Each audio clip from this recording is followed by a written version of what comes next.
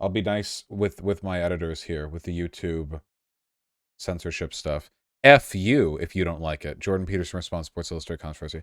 This is when there was a model who was like fat or whatever. She bad, you know, who was on Sports Illustrated, and then randomly Jordan Peterson was like, yeah, this bitch ugly, and people made fun of him for it, and he cried about it for like several days, tweeted a million times, then said he was giving up Twitter because of the toxicity. That's actually what happened. There's not really an uncharitable way to frame it. Like, that's just what happened, you know? He called it authoritarian tolerance to have fat people on magazines or something. I don't know. Yeah, it was pretty funny. He did it again recently with a trans cheerleader, I think. Can I find that? Hold on. Are we still oomfies, even though we bickered? Yes, JP, JBP. Oh, he's promoting this video that we're about to watch. Sorry, he tweets so often I can't find it. Here? Oh yeah, here we go. First NFL trans cheerleader, Carolina Panthers. Not beautiful either. Happy now, Twitter trolls. I think she's hot. Got a badonkadonk. You know, not to objectify or whatever. I think it's okay to say that, like, a cheerleader has a fat ass. Like, it, you know, obviously, like, if you're, like, just talking to a chick and you're, like, sexualizing her to her face or, like, being weird about it, you know, but if it's, like, a cheerleader and they're, like, dressed in booty shorts, it's like, yeah, okay, they have a fat ass. I think that's fine, you know. Just don't be, like, super weird about it. Okay, anyway, here we have Jordan and Michaela, and I talked with Michaela Peterson about, what was it, BLM? That was a good conversation. Those are the good old days. I'm getting so tired of talking about trans stuff. It's so boring. Like, the trans stuff is so settled, and nobody who disagrees with me is smart enough to, like, even understand any of the arguments involved. I feel like it's still like, oh, is it CRT, not Black Lives Matter, sorry, CRT. Like, all the convos about, now, I shouldn't say it's not smart enough. It's just, like, there's, like, a fundamental, a lot of people just can't understand, like, the ambiguity of definitions, you know? It's like they don't, it's just so, I don't know. All right, what do we got? A couple weeks ago, you tweeted something out good. that, yeah, I'm gonna bring it up, okay, that got a crazy amount of attention, which, did it? Sports Illustrated swimsuit edition, I believe you're referring to. Yes. I tweeted out, sorry, not beautiful. Yeah, people. That dramatic pause. And people say he's not a queer icon, JBP. Weren't very happy with that. And then everyone got upset. Yes, they did. And then I left Twitter again, more or less, right after that. And everyone assumed that that was why. And it wasn't. No. I'm so sorry. I have to piss. Hey, wait, let's do something new. Editors, don't edit this part out. Take a holiday, or, well, don't take a holiday. Unless it's unpaid. Chat, be interesting while I'm gone. Like, not the dogs. Just this once. Talk to YouTube chat. There are people in YouTube chat who aren't normally here. So, like, talk to them for a sec, okay? Just, yeah, you know? Just for a sec.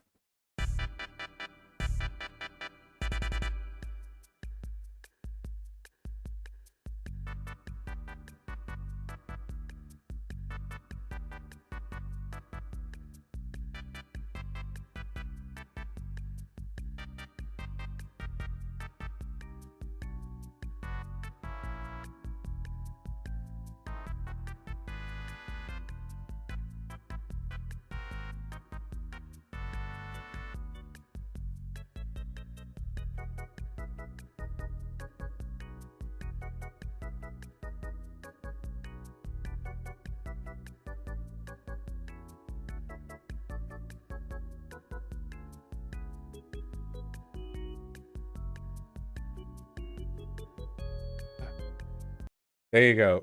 Phenomenal. It was, I suppose in some sense it was, because what happened was an indication of the problem with Twitter. But I had been not reading Twitter comments for about 3 weeks, although I had been tweeting through an intermediary, one of my staff members. So I'd email him a tweet, but not reading comments because I found that quite irksome. Yeah, like you're associating with the devil. Sure. Yeah, exactly. That's how you should use Twitter, by the way. Just tweet bullshit and then never look at the comments. It's the only way. It's the only way to live. Why even bother?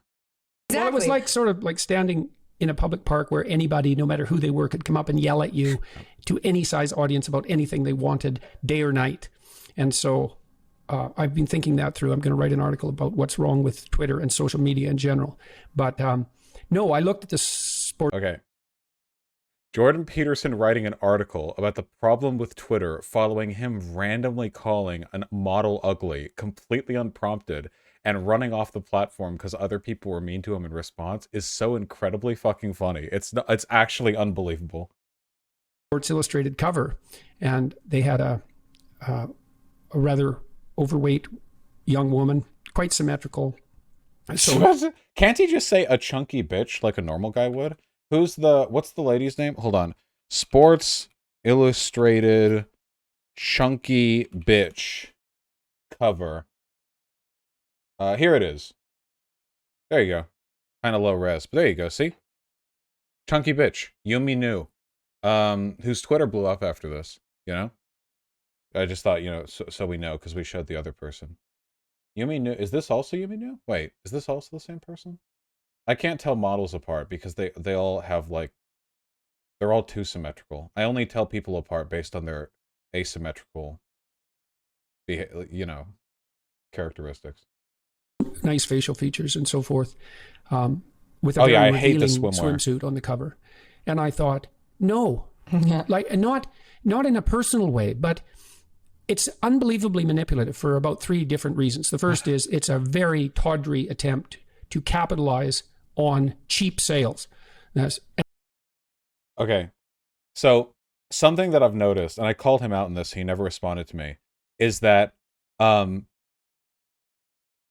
reactionaries will call the most basic principles of marketing evil only when they don't like the thing that's being marketed. So capitalizing on sales is literally what your cover image is supposed to do. I don't know what you think a cover image is meant to do. That's what you see when you're walking by, like, the magazine aisle of the grocery store. Its job is to get people to buy the magazine. They've always done that. That's why they have the swimsuit edition of Sports Illustrated. Okay. And I mean cheap in a specific way. Sports Illustrated hit the gold mine with their swimsuit cover, I suppose 20 years ago, whenever they established that. Because it was obviously it's a sports magazine, so it's about athletics. It's about athletic people. It's about athletic bodies. And they had a swimsuit issue, and it really was a big hit. And then it became kind of a cultural icon. And it's a very specific kind of cultural icon because it focuses on a very exceptional kind of high-end beauty. Mm-hmm. And so that... It's using models to sell a product. He hasn't said something necessarily wrong here. He's just framing it in a way that makes it sound like this very unique, like, never before seen marketing tactic. But it's a pretty common thing. But okay, magazines having hot women on the cover is not that rare. Beauty would involve symmetry and signals of youth, because that's part of beauty, sexual beauty, physical beauty. Okay. This is what Evo Psych people sound like when they're flirting, by the way. They walk up to their chosen female mate, partner, sex, reproduction vessel, and they say, "You're very young looking. You look like a child, a symmetrical one at that." And then they sort of grope their erection. I can't believe he's talking to his daughter. It's okay. Jokes aside, it's pretty fucking weird. I don't know. It's like, it's not rocket science. People like hot bitches, Waist to hip ratio for women. Oh my fuck. Okay. But with Sports Illustrated, it's also highlighting a kind of athleticism in body type. And that's a very specific form of beauty. You have to be young. You have to be female, generally. You have to be extremely athletic. You have to be... So this is not true? The swimsuit edition of Sports Illustrated doesn't highlight athleticism at all. Oftentimes models are, like, kind of malnourished and not athletic at all. What he means here is skinny. Oftentimes the models are skinny. But, like, being skinny does not at all mean you're athletic. I think all of us have, like, at least one friend who's, like, pretty skinny and has, like, natural abs. Like, they don't even work out. And these people get winded walking up a flight of stairs. Like, being healthy or athletic and being skinny aren't the same thing. And models aren't all out there, like, at the gym for 2 hours a day, Oftentimes they just sort of do skincare, restrict their eating, and do a light jog. Not to hate, you do whatever makes you happy. I'm not, I'm just saying, like, athleticism isn't what they're selecting for here, Shapely in a very particular way, and that would be with a waist to hip ratio of 0.68, because that's what's been established cross-culturally as ideal Why? I can't let this guy talk for a second, man. This sounds like a parody of, well, when you look at the magazine covers, you see no, wait, that was Bill Cosby there. What was I even trying to do? How do you I can't do his voice right now. I'm sorry. From the perspective of male You'll see. sexual interest, let's say, but that's also associated with fertility. Yeah. And so it's a marker that has a biological basis. And so even if you're a very beautiful woman, you're hard pressed to be beautiful It looks like they're holding hands because of the cut. See? Like he's explaining the ideal hip ratio. Both their, yes. enough to be on the cover of Sports Illustrated for the swimsuit issue. And so it's a pinnacle achievement of sorts. And it's focused on a very idealized and specific form of beauty. And that's obviously exclusionary. It's obviously exclusionary. It excludes everyone. Right. And it does that to highlight a kind of ideal, and that's a particular ideal of beauty. No. They do it to make money. That's it. I'm sorry. So what JP is trying to do right now is act as though Sports Illustrated has a long established glorious white Western tradition of having females who are athletic with a hip ratio of this exact, and what the fat model is like a deviation from that, or some kind of aberrant attack on Western values. No, Sports Illustrated will put any model on the cover they think makes them the most money. That's it. It's that simple. That's it. It doesn't even have to do with them being hot, you know? Obviously them being hot's, you know, pretty big part of the equation. But if they felt they could get more magazine sales by putting someone who they felt wasn't attractive up there, whether or not you think that's the case with a fat model, like, they'll do whatever. They just want to make money. That's it. It's as simple as that. That's it. That's the whole, that's it. Let me see. Oh, the Sports Illustrated swimsuit edition goes all the way back to 1964. Oh, that's younger than it's younger than I thought it would be. Yeah, you can take a look back. These people, the women on these covers are models, not athletes. Sports Illustrated swimsuit edition. Yeah, I don't mean to suggest there's anything wrong like with being a skinny model or whatever. You know, I don't give a fuck. It's not like I'm working out. You know, but athleticism is not necessarily the characteristic that's being maximized here. Also, wasn't he talking about like the undeniable like objective perfection of that hip ratio?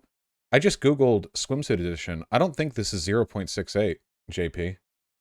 I don't like, yeah, I don't, is this 0.68? It's also not, you know, with respect to Naomi Osaka, which was apparently from last year, doesn't look like a particularly athletic person, you know? I mean, they could be, I don't know. He's just making this up, basically. Oh, she actually is an athlete? Oh, well, I guess that speaks to something, doesn't it?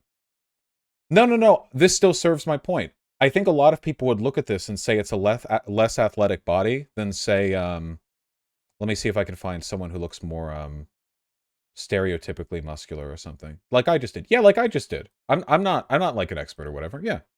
Like this, I guess, with visible abs. But oftentimes people who look like this are just like light, like, you know, yoga and eating right. And like people like that, like athletes have to eat a lot of food, you know?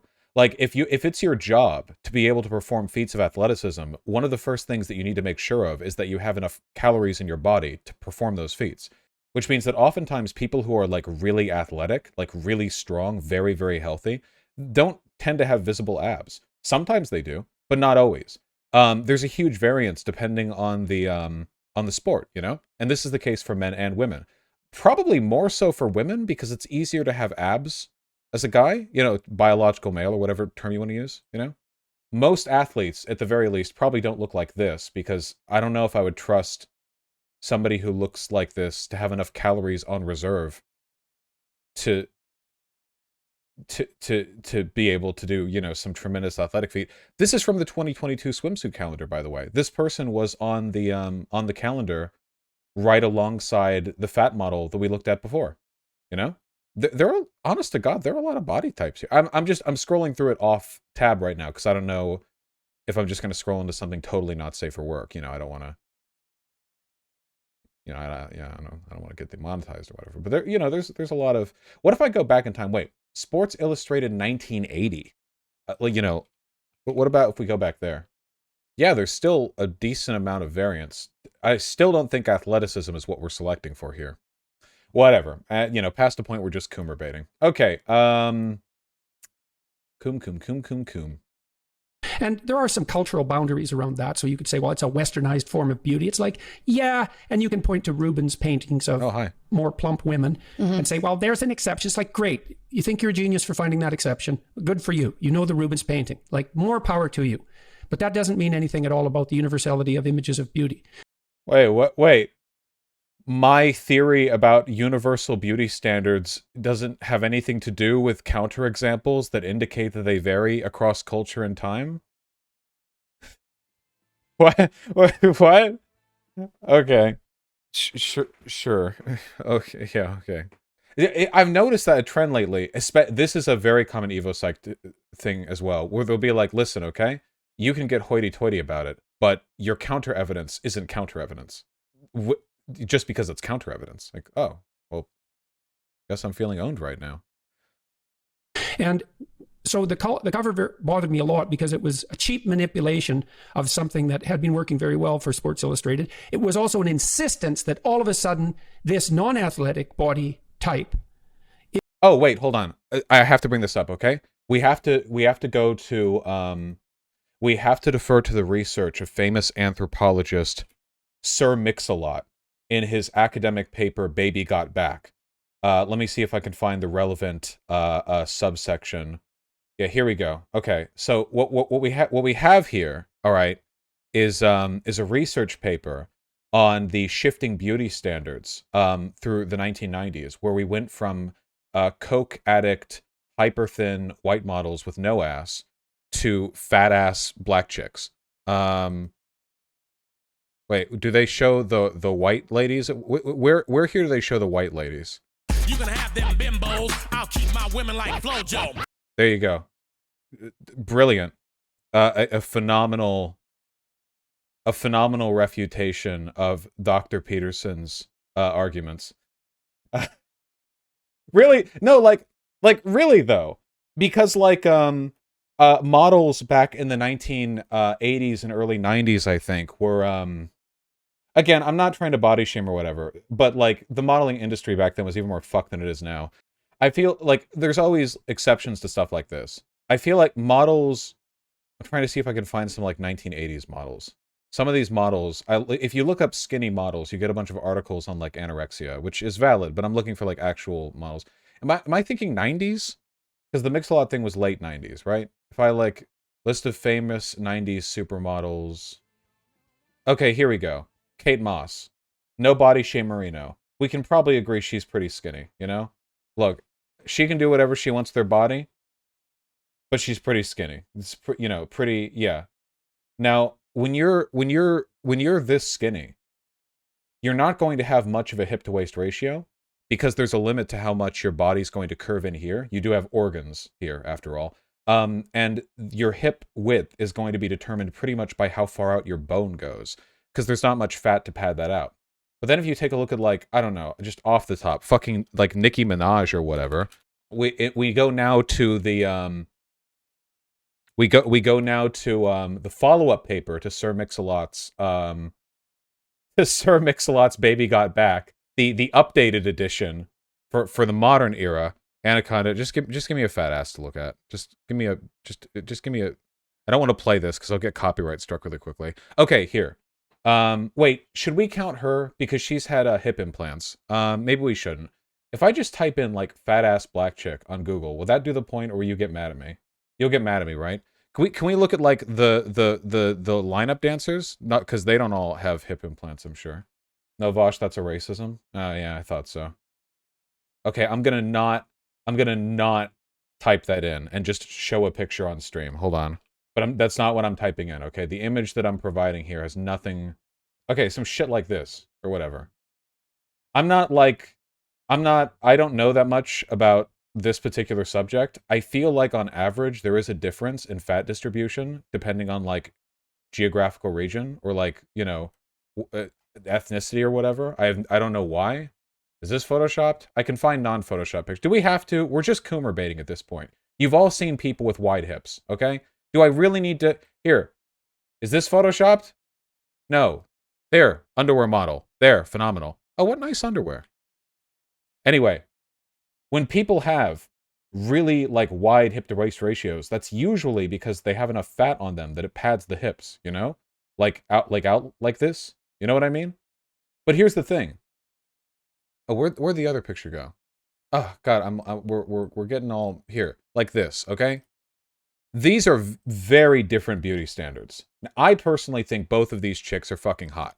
Assuming they're both healthy, which, by the way, if we're questioning who's healthy, I'd be way more concerned about her than her, personally.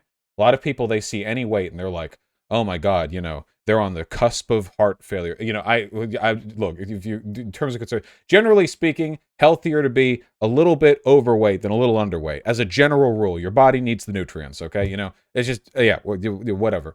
But anyway, you know, both hot, great, phenomenal. But, like, these are very, very, very different, like, in terms of where they're placed in American history, different beauty standards. And they, like, superseded each other. This was followed up by this being more acceptable, or like the Kim Kardashian aesthetic, over the course of just, like, 10 to 15 years, which is wild.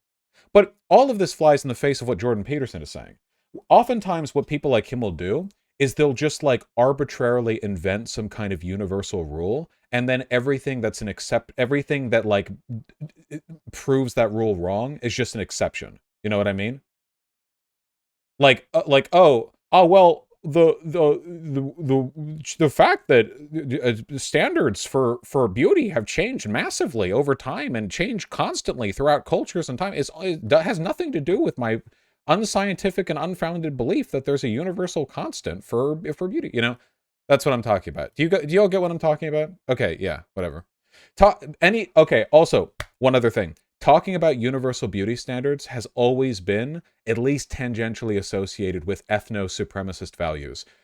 Overwhelmingly, the idea that there is, like, a natural beauty standard has, like, tied to Western values of beauty, which tend to correspond to Anglo-Saxon features or light skin or a bunch of other stuff. And it's often been a way of, like, remember how earlier in this stream we were watching that Gravel Institute video where Nixon said that Indian women are ugly and unfuckable, you know?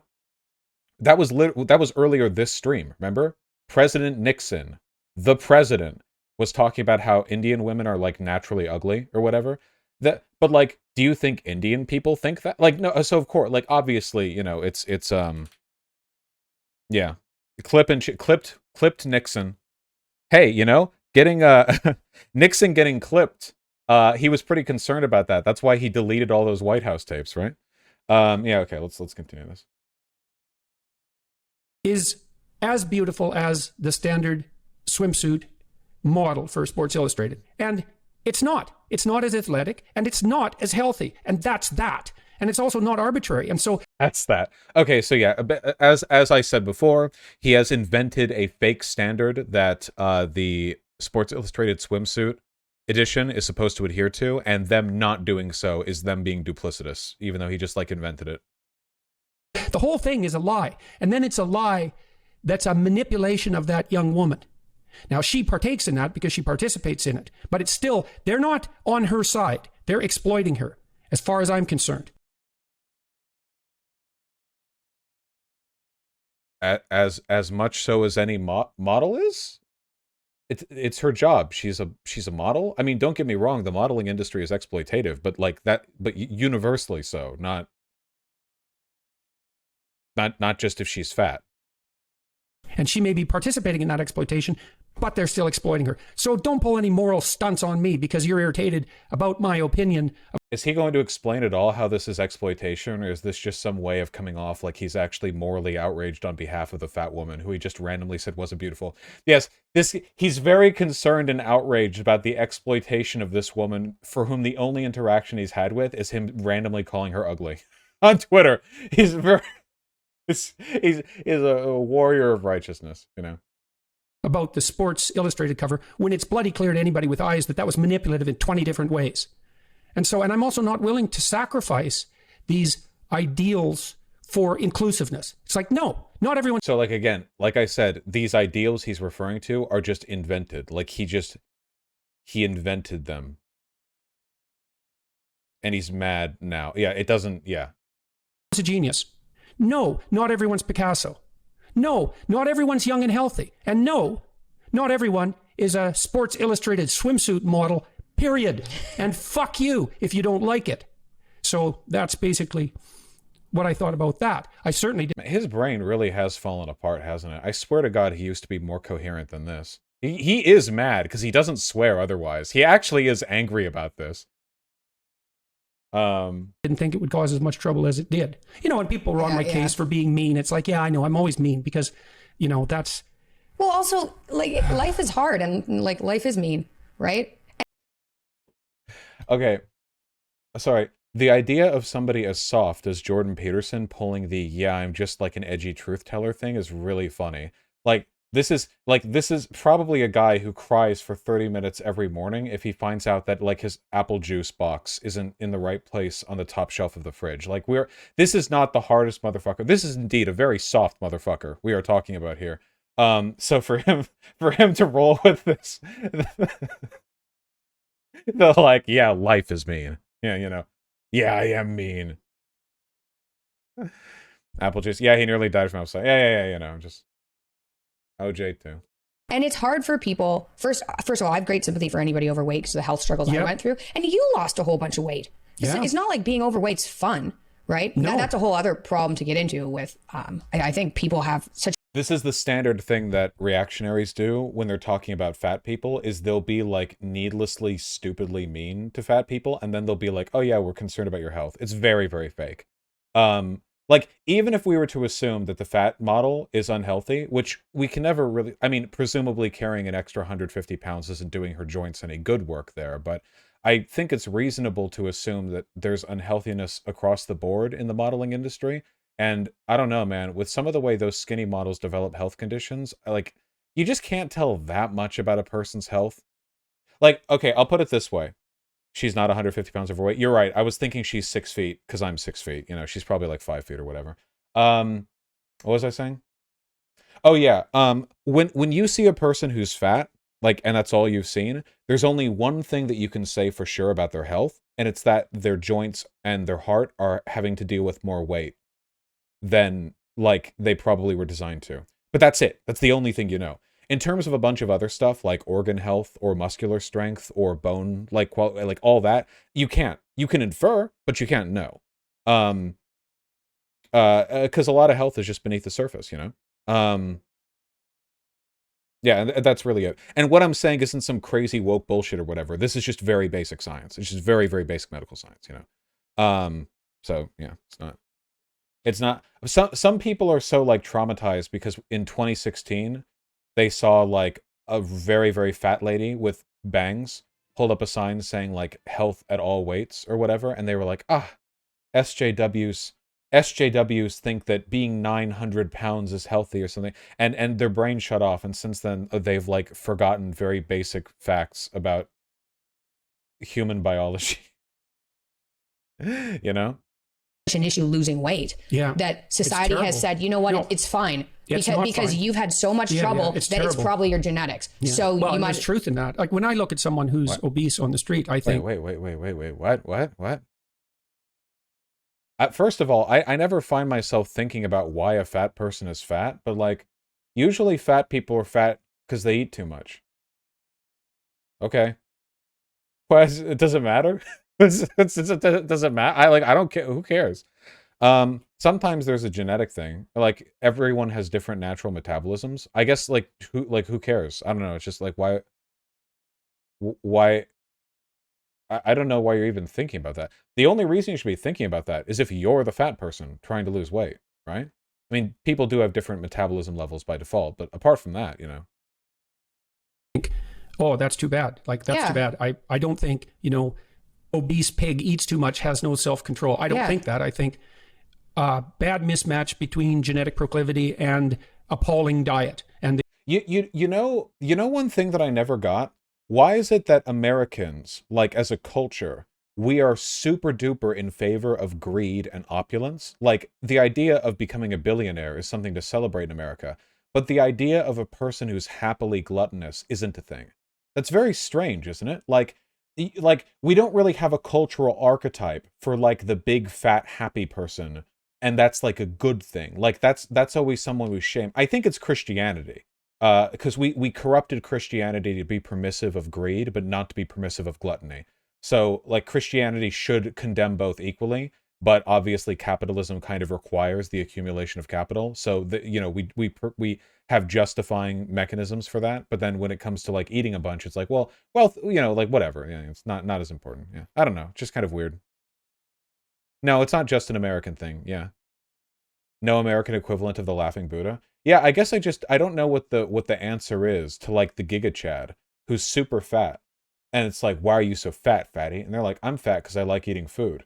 And you're like, oh, you're too lazy to work out. And you're like, yeah, I don't care about working out. I just want to eat food. Like, it's super tasty. And you're like, oh, well, it means you lack self-control. It's like, I just like doing this. Like, it's fine. I'm happy. What do you like? It's always this presumptive, like, there's this presumed misery on the part of fat people. Like, they're dying inside, and they just need to be saved. My personal standard is this, okay? People should look the way they want to look. And if their weakness, their like lack of discipline is getting in the way of that, that's the problem. But if a fat person's happy being fat, that's it right there, right? Like whatever.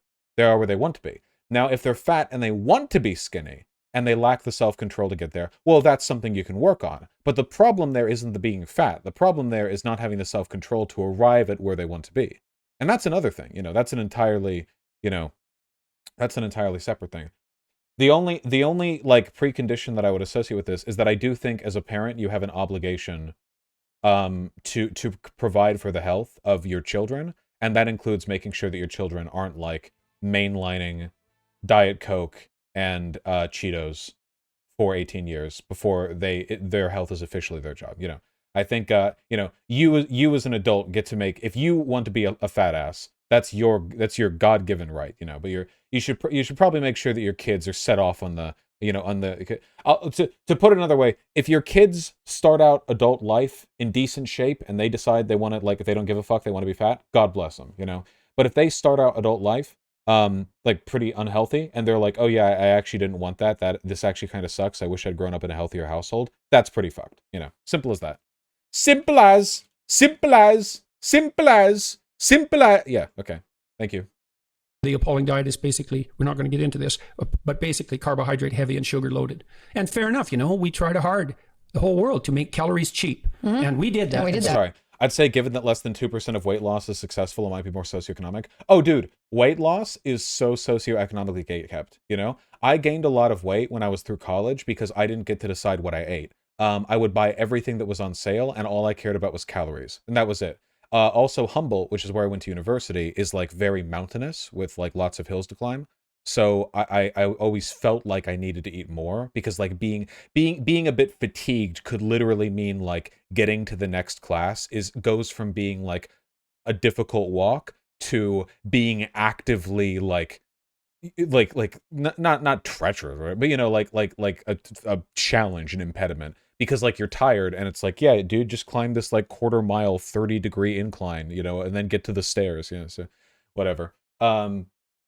Yeah. But as soon as I started streaming and I got to be able to afford whatever food I wanted, it turns out all the healthy food is more expensive if you're buying frozen. If you're just buying food parts like, rice or lentils or whatever, eating healthy is cheapest. But if you're lazy, like me, getting food that both is healthy and doesn't take a lot of time to make, and you get a lot of food variety, that can get expensive. So a lot of it is socioeconomic, Time is money, though? Yeah, it is. And I have all the time in the world that I spend playing video games. So I choose to get healthy frozen meals. Video games. Video games. No one's starving, and great. But now we have an obesity problem, and it's a major problem. And I'm not going to pretend that it's okay. It's not okay. Okay, yeah. I guess because this is all over, and I'm kind of ashamed by this. JP, big pussy move. This is supposed to be about like him randomly calling a woman unattractive, and now he's pretending this is like his outrage at obesity. Yeah, big baby move. Coward, beta. So on and so on. Weak. So, yeah, whatever. Yeah, also, he does have horrible diet issues that probably contributed to his, like, coma. So, yeah, I don't know if he's the right. Beta. Yeah, so, yeah. People get really weird about the health stuff, By the way, you know why there's an obesity epidemic? It's fucking corn sugar, okay? Or corn syrup, sorry. That's it. It's just corn. It's just different forms of corn. That's it, There are other countries that have regulations on the corn syrup being dumped into fucking everything that gets made. Like, yeah. It's a huge part of it. It's just cheaper. Food can be made cheaper, tastier, and it lasts longer when it's made of some types of things, and oftentimes those types of things just ain't good for you, Yeah, corn syrup, palm oil, overconsumption of meat. America eats so much meat, and it's so destructive to the environment and to our bodies. Yeah, stuff like that is like the bad stuff, Like, honest to God, you ever like wonder? Hold on, photo, Times Square, 1920s. If you go and look at a photo of a crowd of people back 100 years ago, everybody is skinny, Wait, can I get a better picture here? I'm trying to see. How about just crowd of people 1920s. Not literally everyone, of course. Yeah, we can even go 1960s. Yeah, no, it as long as it's pre-1970s, Let me see. Can I? Okay, like this. Yeah. If you this is allegedly from the 60s. If you go back like 50 years and you look at a crowd of people like anywhere, fat people are really uncommon. And the reason for that isn't because people back then were more disciplined. No. It's not because people back then were like wealthier and could afford better food options. Definitely not. It's just because the food varieties that were accessible back then didn't include the cavalcade of cheap, like, bullshit processed corn syrup food, like now, That's it. Just availability of stuff, Yeah. Yeah. There are lots of things that we can do. Car culture definitely didn't help, but people did drive around a lot in the 1960s. That was the big expansion of car culture in the UK and in America, to a large extent. So yeah, it definitely, hurts things up. You can fix that up if you want, No, it's not a discipline thing at all. At the end of the day, if like people talk about an obesity epidemic, it's really simple, okay? Walkable neighborhoods, heavy regulations on corn syrup and other processed foods. That's it. And by the way, there will still be plenty of tasty food. I swear to God, okay? If you've ever eaten like an orange straight off the tree of an orchard, you have no idea what you're missing. My God, you have no fucking clue what you're missing. The shit that you get at the grocery store is like a pale facsimile of the real food that people used to. You ever wonder, by the way, why restaurant food is so often so much better, like at a good restaurant, than food that you would be able to assemble yourself at home? It's because a lot of restaurants don't get their ingredients from grocery stores. They get their ingredients directly from a variety of providers. They get fresh food, proper fresh food, and they cook with that. And that's one of the reasons it's so good. There is a degree of, yeah, and of course they use butter and oil and so on, but like it's not just that, right? Like fresh fruit even can taste differently. Yeah, it's you're leaving out a huge amount of other factors. Well, when it comes to something like the obesity epidemic, basically everything in the world is a factor. That encompasses like everything. So I am leaving stuff out, but really a lot of it is just like the food that is made available to us, That is just a huge part of it. I mean, a big part of it isn't even a discipline thing. It's that all the tasty food these days is meant to be like really not filling because that means you eat more of it. Anybody, like any person, can eat an entire bag of chips in one sitting. Effortlessly. Even though an entire bag of chips contains within it enough carbohydrates and calories to fill you up on a bunch of other type of carbs, like 3 or 4 times over, They're physically designed to not fill you up, which means that when you eat them, you get a way more calorie intake than you would if they weren't designed to be like that, This is a self-report that I can eat. Look at me. You think I can't eat a bag of chips in one? I can eat 2 or 3. What do you mean self-report? This isn't self-report. I'm bragging. I can eat more. I guarantee you I can eat more food than 90% of people in chat right now. But 1 bag of chips in one sitting is something that a lot of people can do pretty easily. Yeah, that's not difficult. That's not difficult. Pretzels are way more filling than chips. I actually find that some types of pretzels, usually the large pretzel rods, are actually decent diet food. For a couple of those large pretzel rods, not the hard pretzels, not the soft pretzels, are not that many calories, and they can be pretty filling. You know, they take a while to eat too. Oh, that's another big thing. Taking a little while longer to eat food is a really big part of healthy eating, I think. If food can be consumed incredibly quickly, then you're just like you're basically like biologically designed to eat it like faster, right? You know, smaller plates, more filling food that takes a bit longer to eat, and it can make a huge difference, and you'll feel just as full, and it'll be just as tasty. You know? Yeah, because your stomach doesn't immediately report when you're full. You know, it can take a while. So if you're eating super super quick, you can eat more than you being full before you even know that you're full, and then you've eaten too much. You're not comfortable either.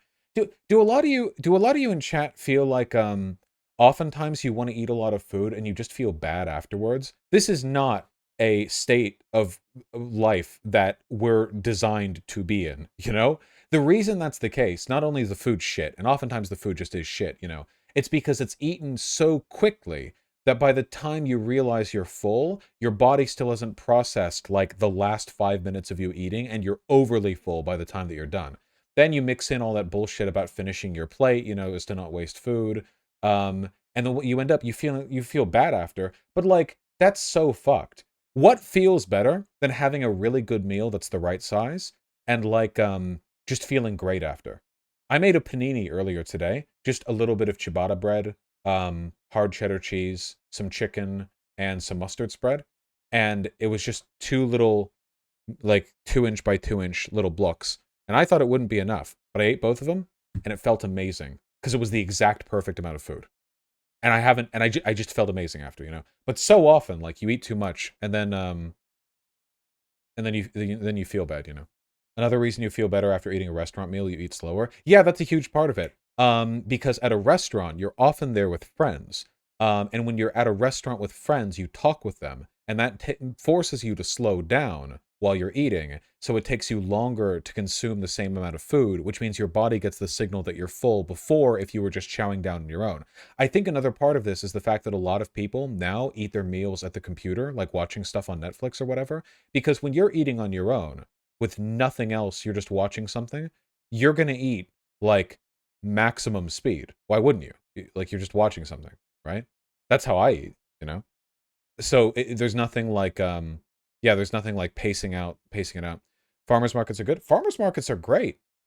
Oh, and I've said this before. If you're concerned about flavor, you know, one of the best things that you can do is get more familiar with the real sources of flavor, okay? Real flavor doesn't come from chips. It comes from the seasoning on the chips, you know? If you get used to like seasoning your food properly, it makes such a fucking difference, right? Obviously, salt and pepper goes on like basically anything, but if you go to like a grocery store and just like get a couple of extra spices and seasonings and stuff, makes such a difference. And more spreads and condiments and sauces, okay? You should always have some salsa. Have a couple of types of mustard. Mustard is great, by the way, because mustard is 0 calorie. I don't know why it is, but it is. It's incredibly flavorful, and there are like 50 different kinds. You know, I don't know why. Lemon pepper's great. Chipotle seasoning is great. Cajun seasoning is amazing.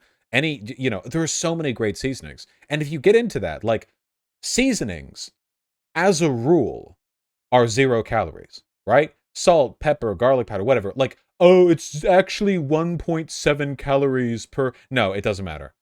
Don't be a lunatic. It's 0 calories, okay? You know, yeah, it's free calories. And a lot, oftentimes, like having just a little bit of like a sauce to go with, like that can add so much flavor. Oh God, it makes such a difference. Oftentimes people like the only flavor they go for, it's like, you know, you add butter, you add cheese. Cheese and butter are good for making things rich. But when it comes to flavor, there are better ways of delivering that for fewer calories. Makes a big difference. Yeah, curry powder's delicious. Not to say there's anything wrong with having cheese, by the way.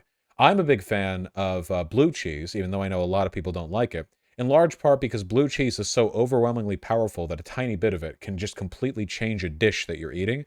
And like, it's so little that like the calorie is like, oh, here's 10 calories of blue cheese dust or whatever, you know. Truffle salt is delicious. It's expensive. And the truffle salt that I get is especially expensive because it's very, very, very, very, very, very good. I also put it on basically everything. I bought $40 of truffle salt 6 months ago, which is a couple of tablespoons, and it lasted me for months because you need so little of it, and it's so fucking good. In terms of like cost effectiveness, it's better than almost any other thing that I buy because it lasts so long.